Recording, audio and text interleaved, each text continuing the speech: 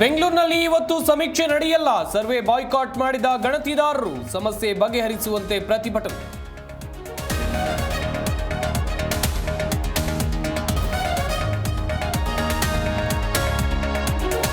ಜೈಲಿನಲ್ಲಿ rowdy sheeter ಗುಬ್ಬಚ್ಚಿ ಸೀನಾ birthday ಪ್ರಕರಣ video leak ಆಗ್ತಾ ಇದ್ದಂತೆ ಜೈಲರ್ನಿಂದ ದೂರು. ಸೀನಾ ಸೇರಿ 11 ಜನರ ವಿರುದ್ಧ ಎಫ್ಐಆರ್.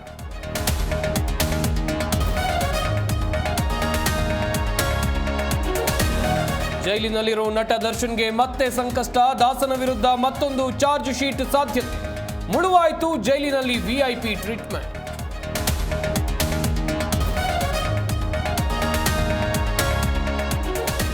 ಸಾಲು ರಜೆ ಮುಗಿಸಿ ವಾಪಸ್ಸಾದ ಜನ. ಯಶವಂತಪುರ ಮೆಟ್ರೋ ನಿಲ್ದಾಣದಲ್ಲಿ ಜನದಟ್ಟಣೆ. ಪ್ರಯಾಣಿಕರ ನಿಯಂತ್ರಣಕ್ಕೆ ಸಿಬ್ಬಂದಿ ಪರದಾಟ.